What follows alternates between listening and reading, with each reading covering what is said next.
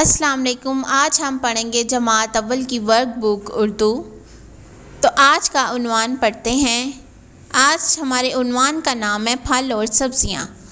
طالب علم اس سبق میں پھل اور سبزیوں کے فوائد کے بارے میں جانیں گے کہ وہ ہمیں کیسے فائدے دیتی ہیں، اور طالب علم اس سبق میں املا کے الفاظ، مندرجہ ذیل الفاظ کے درست معنی، الفاظ، جملے اور دیے گئے سوالات کے جواب لکھنا سیکھیں گے۔ نعمتیں: میٹھا، مضبوط۔ مندرجہ ذیل الفاظ کے درست معنی کے گرد دائرہ لگائیں۔ مختلف یعنی الگ، ذائقہ، لذت، مضبوط یعنی طاقتور۔ الفاظ، جملے: صحت: میں صحت مند ہوں۔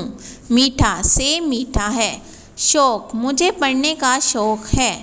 طالب علم اس کے علاوہ بھی جملے لکھ سکتے ہیں۔ اچھی صحت کے لیے کیا ضروری ہے؟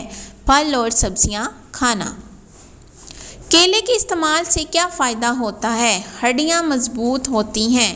کون سی سبزیاں دل کی بیماریوں کو روکنے میں مدد دیتی ہیں؟ پالک کی سبزی۔ درست جواب کا انتخاب کریں۔ کھیرا کھانے سے ڈیش اچھی ہوتی ہے؟ جلد۔ ڈیش کی وجہ سے جسم میں خون پیدا ہوتا ہے؟ آم۔ پھلوں اور سبزیوں کے استعمال سے صحت ڈیش ہو جاتی ہے؟ اچھی۔ میرا رنگ سبز ہے، مجھے لوگ سلاد میں استعمال کرتے ہیں، مجھے کھانے سے جلد اچھی ہوتی ہے۔ میرا نام کیا ہے؟ کھیرا۔ یہاں پر طالب علم ان پہیلیوں کو بوجھیں گے اور تصاویر بنائیں گے اور ان سبزیوں اور پھلوں کے نام لکھیں گے۔ اپنے پسندیدہ پھل اور سبزی کا نام لکھیں اور ان کی تصاویر بنائیں، نیز ان کا ایک فائدہ بھی لکھیں۔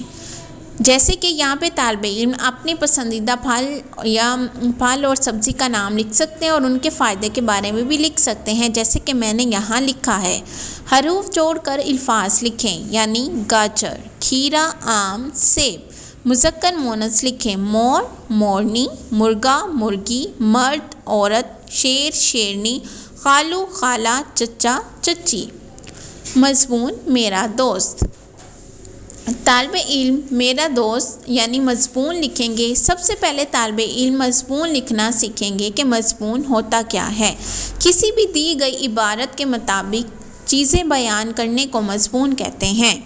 میرا دوست یعنی اسد میرا بہترین دوست ہے، وہ میرا ہم جماعت ہے۔ اسد بہت ذہین ہے، ہم دونوں ساتھ کھیلتے ہیں، وہ جماعت میں اول آتا ہے۔ اسے آم پسند ہے، وہ اپنی چیزوں کو صاف رکھتا ہے، وہ بہت ذہین ہے۔